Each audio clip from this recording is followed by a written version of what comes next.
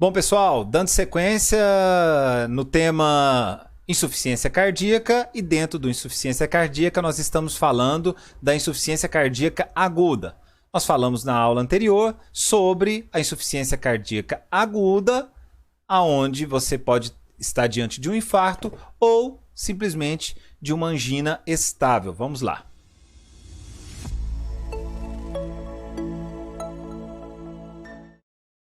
Bom, pessoal, falando em insuficiência cardíaca aguda dentro do infarto do miocárdio com elevação do segmento ST, é importante obter os biomarcadores cardíacos? Sim, a gente dosa eles, faz parte do protocolo de dor torácica.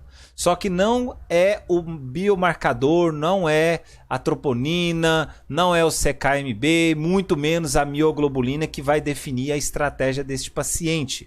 O que vai definir a estratégia desse paciente é o eletrocardiograma. O quadro clínico inicial, incluso 50% dos casos, pode ter um fator desencadeante antes. É aquele paciente que chega com dor e falou que estava jogando bola. É aquele paciente que chega com dor e fala que teve algo emocional. É aquele paciente que chega com dor e fala que esqueceu de tomar os remédios. É aquele paciente que chega com dor e fala que tem o hipertiroidismo e esqueceu de tomar os medicamentos. Então, pode ter um fator desencadeante ou pode acontecer que essa pessoa também estava em repouso e começou a ter uma dor torácica. Bom, a moléstia inicial mais frequente nesses pacientes com síndrome coronário é a dor, uma dor profunda, visceral. Algumas vezes esse paciente tem essa sensação de peso opressivo, essa dor pode irradiar e que persiste por mais de 30 minutos, ok? Bom, o diagnóstico: eletrocardiograma, marcadores cardíacos e estudos de imagem. O eletro é aquilo que vai entrar no protocolo de dor torácica. Precisamos fazer um ecocardiograma para definir se existe ou não? Não, pessoal, não dá tempo. Faz parte do diagnóstico? Faz. Mas quando se fala em síndrome coronária com elevação do segmento ST, nós vamos para o eletrocardiograma. Bom, aqui são alguns achados no eletro, sequência do eletro na cara anterior, com onda Q. Alguns achados que podem ser precoce e em evolução. Pegando o D2, o D2, a pessoa pode estar elevando, tendo um pouquinho de elevação do segmento ST, e depois eleva mais um pouquinho, nada muito gritante. Você pode observar aqui no D1, você já tem uma inversão da onda T. Isso aqui nós estamos falando de cara anterior. Se eu falo de cara anterior, aonde eu tenho que procurar? Nós temos que procurar nas derivações precordiais. Então a gente já vai lá nas derivações precordiais e olha aqui que bonitinho. O V2, o V4, o V6.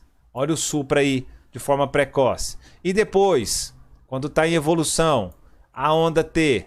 Por que está tendo essa onda T invertida, pessoal? Porque está faltando eletrólitos. Potássio e sódio está começando a bagunçar ali.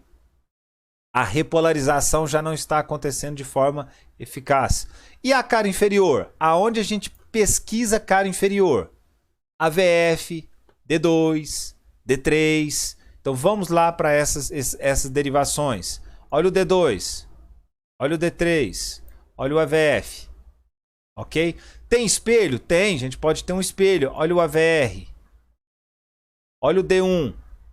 Fazendo meio que um espelho aí, porque o D1 ele tá na cara lateral. Pode fazer um pouco de espelho com o D3. Lógico que eles não são certinho um de espelho com o outro.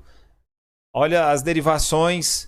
Opa, o AVL. Então você pode ter um infra, mas o que conta é só o supra. Então os biomarcadores, os cardíacos, a troponina T cardioespecífica e a troponina I cardioespecífica e a CKMB. Nós já falamos qual o momento que cada uma aparece nas aulas anteriores.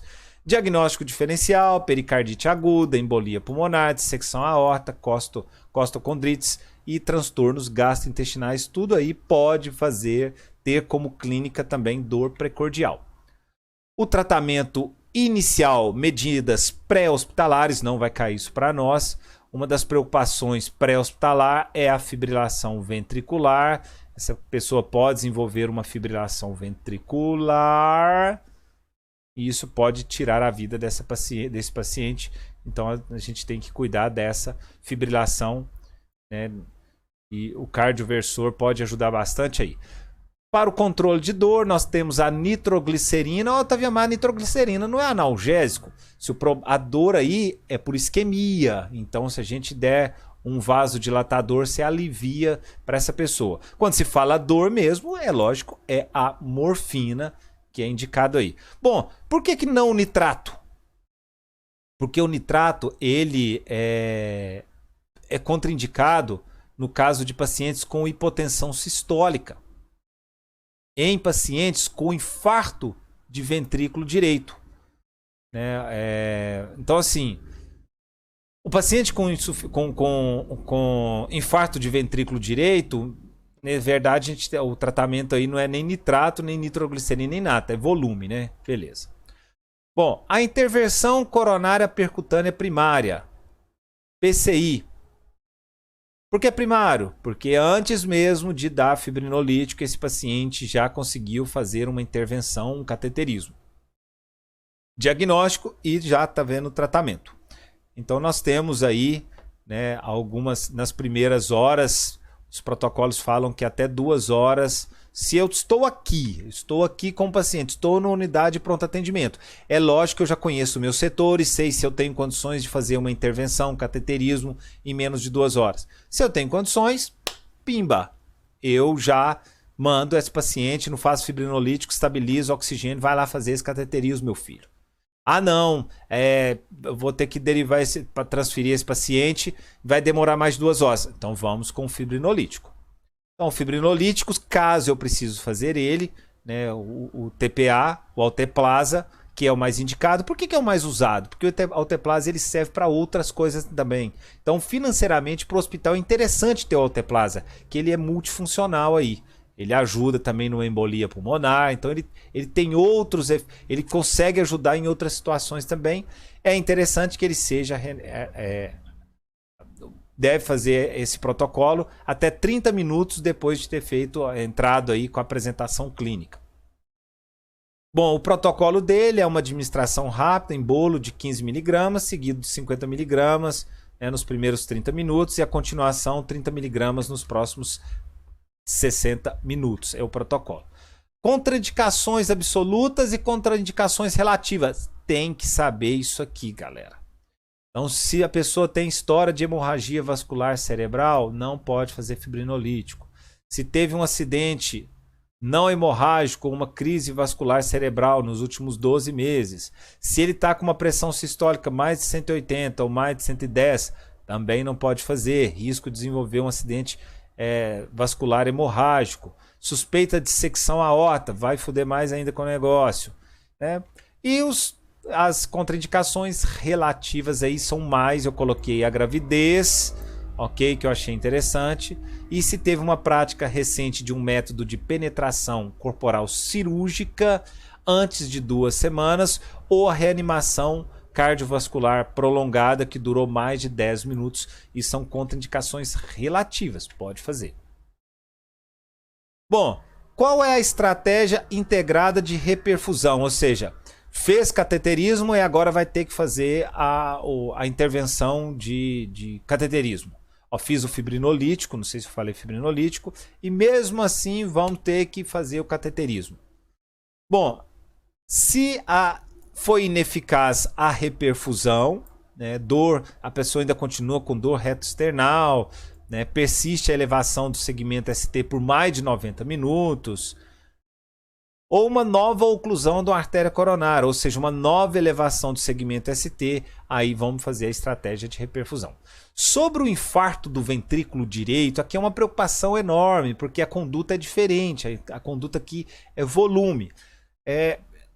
Se eu venho com um infarto no eletro de cara inferior, eu tenho que solicitar as derivações direitas para poder ver se eu estou tendo infarto de cara direita e também solicitar um eletro de cara posterior.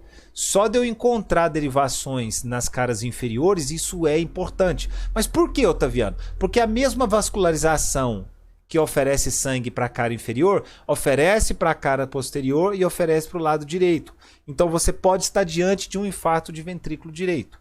Alguns sinais que falam a favor de um infarto de ventrículo direito seriam sinais de congestão.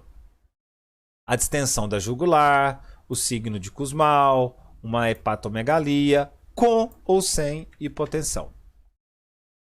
Bom, quais são as indicações para a implementação de um cardioversor, um desfibrilador? Quais seriam as situações? Bom, eu já estou indo direto aqui na respostinha. Se ele está com uma fração de ejeção menor de 30 a 40 com classe 2 ou 3 de NIRA, ou de 30 a 35 com classe 1 de NIRA, já está indicado, né, a implantação aí de um ICD, que é a implantação de um cardioversor desfibrilador, se esse paciente se encontra nessa fração de ejeção aqui. Se ele está com a fração de ejeção acima de 40, não é necessário, vamos fazer os outros protocolos aí. Bom, isso aqui finalizamos o que seria dentro do conteúdo em espanhol. Eu vou falar um pouquinho sobre o protocolo de dor torácica dentro do material nosso, do MedMentor. Quando você está com um paciente com dor torácica, você sempre tem que lembrar de uma dissecção da aorta, tá bom, pessoal? Dor torácica. Então, no raio-x, se eu vejo a dilatação do mediastino, isso aqui me fala a favor de uma dissecção da aorta e eu não posso dar determinados medicamentos aí. Quando se fala com suspeita, né, de dor torácica, eu vou ter que fazer o eletrocardiograma com até 10 minutos. Eu tenho que fazer esse eletro em 10 minutos. E alguns setores falam que tem que repetir de 15 a 30 minutos esse eletro. Aqui estão as caras, né? Parede lateral alta, parede inferior, parede anterior, parede lateral. Então tá aí bonitinho para vocês.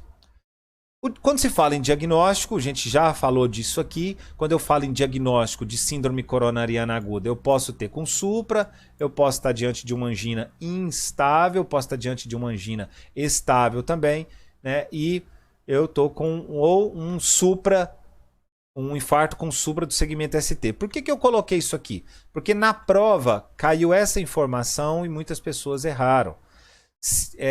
Para poder ser supra, eu tenho que estar com uma elevação do segmento ST maior ou igual a 1 milímetro em duas ou mais derivações contíguas da mesma região, D2, D3 e AVF, AVL, D1 e de repente um D2, associado com V5 e V6. Então você tem que estar com aquelas derivações daquela região que você está observando em parceria para poder falar que é um infarto. Exceto, essas regras podem fugir, em V2 e em V3, né, esse supradesnível tem que ser mais de 2,5 em homens, né, e menores de 40 anos, ou mais de 2 milímetros em maiores de 40 anos, ou mais de 1,5 milímetros em mulheres. O que está falando isso? V2 e V3 é o quê? É cara anterior. Você pode observar que o V2 e V3 quase sempre está com um supra ali que é normal. Você sempre fica, meu Deus, isso aqui é um supra ou não? Gente, tem que estar acima de 2,5 em homens menores de 40 anos, ou mais de 2 milímetros em homens maiores de 40 anos. Não esqueça disso. Se você pegar um eletro hoje com uma pessoa normal, você pode encontrar um suprazinho aí em V2 e em V3. Então, a dor típica, eletro de 12 derivações em até 10 minutos, colher as enzimas cardíacas e fazer o MOV, monitor cardíaco, oxigênio e acesso venoso. Aqui estão os dois protocolos para o infarto, né, de síndrome coronária aguda sem elevação do segmento ST.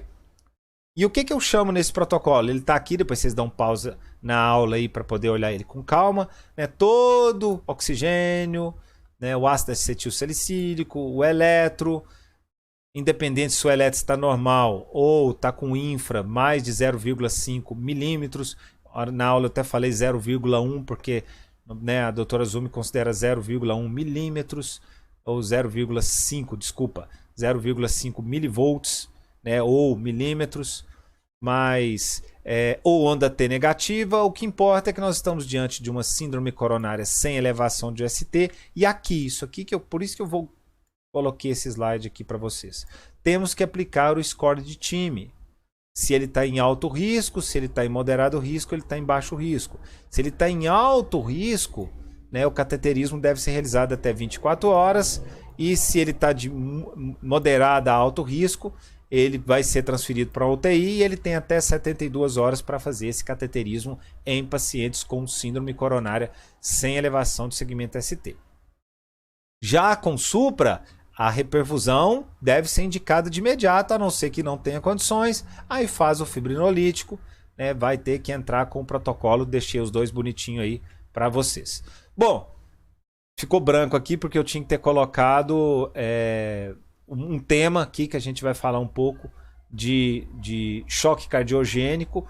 Mas finalizamos essa parte. Esse material agora, né, que a gente vai discutir na próxima aula, porque eu não coloquei no material do Medgrado. Não estava entre o que está pedindo lá, né? Porém, eu acho super importante a gente falar. Desculpa aí, eu tinha que ter editado essa parte e esqueci. Então é isso. Nós vamos ter mais uma aula assim de situações de choque cardiogênico para discutir aí mais para frente. Valeu, é isso. Mega repasso, super acelerado. Fica duro que é medicina.